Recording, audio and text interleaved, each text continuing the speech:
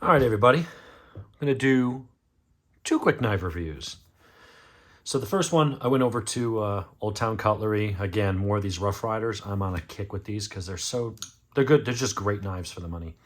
So my buddy, Officer Mike, wanted one of those Whittlers and then another a Vespa by Essie, S-A, whatever it is. I gave him one of those folders years ago, and he lost it, so he wanted another one. So I said, yeah, I'll go over there and see if I can get you. And I got the last Whittler for him. And so the only other Rough Rider Reserve that I did not have, I figured, well, if I'm there anyway, I'm going to go ahead and get one. And this is the Hedgehog. So this one's a little smaller, but just about 4 inches closed, might be 3 7/8 or something. And this is a 2-blade knife, but instead of having blades that are side by side, let me dig this one out of my pocket. What does it have in its pockets? I've got my case at the moment, and see I've got my trapper, and it's got the 2 blades that come out of the same end. This one has a small clip point. It's kind of a small blade, but ooh, is that little pointy. Hence the Hedgehog name. Very stabby little knife. And then on the other end, you've got, I guess that's a Wharncliffe? It's not a sheep's foot, so I guess that's a Wharncliffe. So these blades, I think, are just at like the 3-inch, 2.95. So this one's a little bit smaller, but if you want something that's nice, clean, discreet, again, beautiful nickel silver bolsters. Transitions are very smooth. I think it's ebony wood or something like that. Really nice transitions. No hot spots.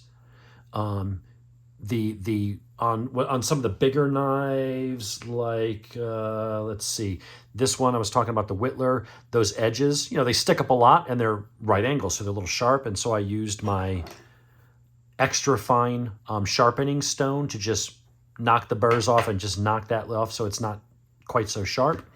These kind of sit down more recessed, so you don't really feel them. Weighs a good bit less because it's, much smaller than them. But that's a nice little knife. No real blade play. Nice, really sharp little blade and a really wicked little point on that one. So this is definitely a cool little knife. It's about as small as I like to go on a pocket knife. But it is about the size of, I don't have them here in front of me because all I've got are my traditional knives. It is about the size in the handle of my, one of my Lion Steels, probably the Best Man 2. It's just a wee bit bigger in the handle than that. It's just a little more to hold on to, so that actually fills my hand. The blade is pretty small. That's a little blade.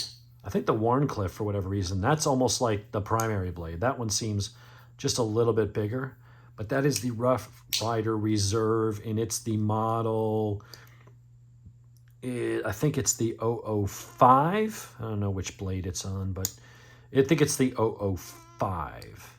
So that is also D2 steel, and it is the RRR 005. Again, made in China. Fine with that because it's really well made. Nice brass bolsters. Nickel silver bolsters, nice brass liners. And unlike the old timer that we were showing before, which, surprisingly good for the money and not as bad as I expected it to be. But when you look inside here, you've got your whatchamacallits. You've got everything's nicely polished, mirror polished inside. So this is a very well put together knife.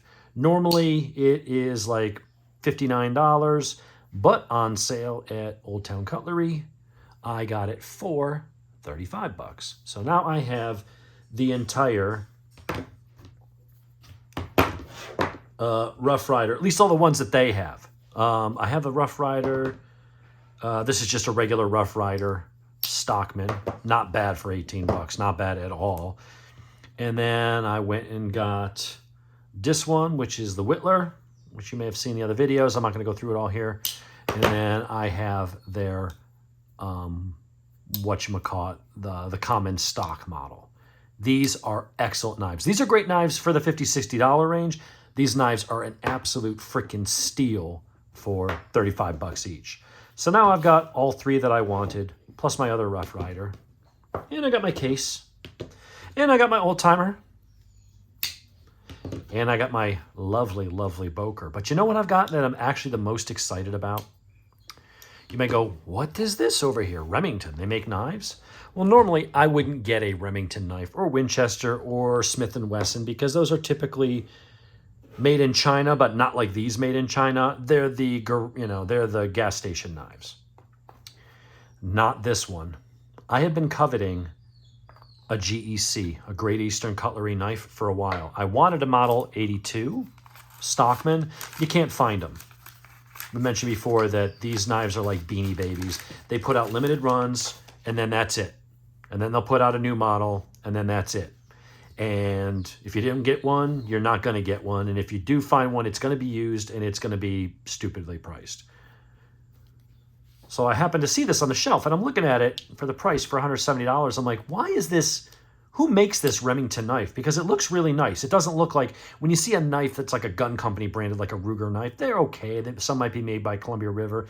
But you look at them and you're like, yeah, they just did it, they just threw their name on something. But I'm like, this is a really nice knife. And they're like, yeah, it's Great Eastern Cutlery. I said, wrap it up. I went in to get the Whittler and the SA of Vespa for Mike, and I figured, well, I'll get my little Hedgehog because it's only $35. I was not planning to buy a somewhat, pricey knife, but I saw this, and I've been looking for a Great Eastern Cutlery for months, and nobody has had any of the ones that I'm interested in. And as soon as he said that's Great Eastern Cutlery, I said, give it to me. I want this knife. I'm taking it home. This is a beautiful knife. It is 1095 high carbon steel, 3 3/4 inch close length, so it's right at that limit. What's nice is about the bullet shape, because it's a little bit kind of wide this way. Even though it's kind of short, it does fill the hand and it does feel good. The blade is 3 1/8. So normally I go with the 4-inch or higher on the handles, because then I can get over a 3-inch blade. Here it's 3 3/4 closed, but the blade is damn near as long as the handle. So I'm in that sweet spot of that 3 to 3 1/4 inch blade. That's kind of the sweet spot for small EDC. Really tight lockup. No wiggle side to side. This is kind of like a trapper. On the other side, you've got more of a skinning knife. Now, unlike this trapper, which has a very kind of blunted tip, it's sort of a point, but it's kind of not that sharp. I mean, it'll cut you, but it's not like down here or like the other blade. This bad boy is sharp almost up to the tip. You know what? I'm going to take that back. The edge, I thought just by looking at the grind that this is going to be a razor up to here. Again, it's sharp enough to cut you, certainly, but it's more like for skinning. You look at that belly right there. Look at that big belly. That's going to be good for skinning or food prep or things where, again, you don't want to accidentally stab a hole through it. This is really nice. I have wanted one of these for so long. Not necessarily this model, but this was the only one I could find. Great Eastern Cutlery in stock, and it's beautiful. So this one is made in the USA. And with these guys, made in the US actually means something. With Case, I got lucky on this one, didn't get lucky on the other one. That's the one that's going to be given away to somebody. This bad boy, though, oh my gosh, beautiful. The transition, you don't even feel the nub barely, like going from the bolsters to the bone. This is called molasses. Weighs 3.7 ounces. It does have half stops, which I like. I mean, it's not mandatory. The Case doesn't, but I do like the half stops. If you are closing it one-handed by pushing it against your pants or something, like against your leg or something, if it's open, it's nice that it kind of hits that and stops just in case your finger wasn't out of the way. It gives you that second chance to, okay, my hand's out of the way. Now I really want to close it. Good blade thickness. This is going to be a good slicer. Get a slice of paper. Let's see how it do. Oh yeah. I'll probably strop that just to smooth that edge, get any little burrs out. Push test, no, not quite sharp enough. Well, a little bit. Once it gets started, it does push through. So that's a good edge. I'm not going to say it's my best edge. Some of my tactical, some of those have come with just absolute razor blades, but that is a pretty thin edge and that is pretty good. Let's try the other one. Let's see how that one works. This may be my new favorite carry knife. This thing is awesome. Yeah, nice. Yeah, that one actually almost feels sharper. won't do a push cut starting on its own. If you go ahead and get it started, then it will just push straight through without drawing it. So pretty good. Yeah. Yeah, right in that area right there. That is sharp. So very cool little knife. Just the right size, and it's classy. I like the molasses colored jigged bone. I don't know if the camera's picking that all up. It's kind of dark brown, but there is some light colors here. Really, really nice. Feels good in the hand. It's got the Remington bullet emblem there. This is cool. I have been wanting one for so long. Just to have one. Just to have a really cool quality knife. This is up there with my Boker. If I was gonna rank these like from quality and fit and finish, let's see.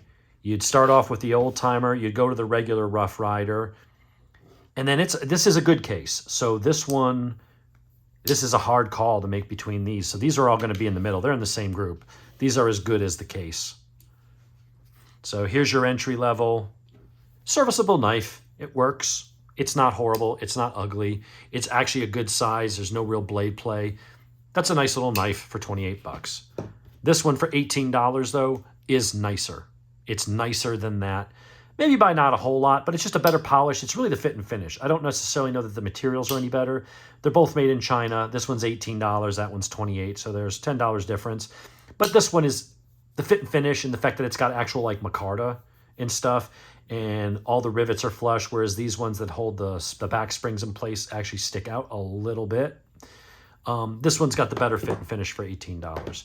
You get into your mid-grade stuff here. That's where the Colt, and for some reason, I noticed this the other day. See that?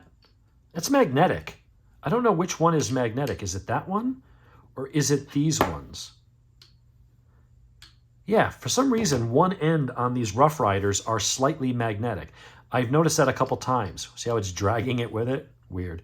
Anyway, there's your Rough Riders. These are the reserves. If you're going to get a Rough Rider, I mean, this is great. You could use it. It's almost a knife you don't care if you dropped it in the lake fishing. It's a good serviceable knife, probably lasts you many years as long as you don't, completely act like a dope and smash it up. But you get into these reserve levels. This is kind of like the sweet spot. Then you get into these $170, $220 something plus tax. By the time you're done, you're looking at $185 and $250. That's that kind of upper level. And of course, you can keep going from there. You can get up into the thousands of dollars. I'm not that crazy. I'm not going to spend that kind of money on a single knife. But I finally got one. So yeah, very happy. That's a cool blade. And I like that because this to me is a better blade shape than when you look at the Stockmans. The Stockmans work. It's got the clip blade, but the line is just nicer. It's straighter. It's not down. Like here, this is going to be good for doing a slice like that on a tabletop or something, whereas here you really got to kind of get up on that point. But for a lot of cutting tasks and slicing and things like that, I don't know, maybe this will slice just as well. It just looks weird to me to have that blade kind of canted forward.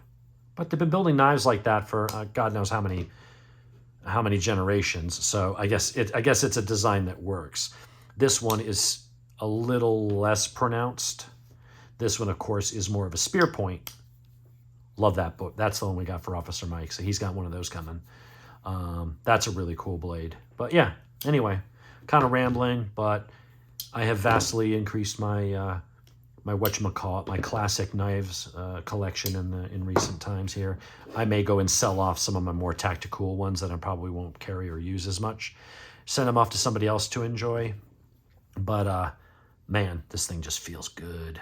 The steel is, it's I'll have to maintain it. It is carbon steel, so it will rust. So if I cut open a bag of salt for the pool and get it wet with salt water and stuff, I will want to immediately clean that with an oily rag and make sure that I don't have any, get any rusts or pitting and stuff.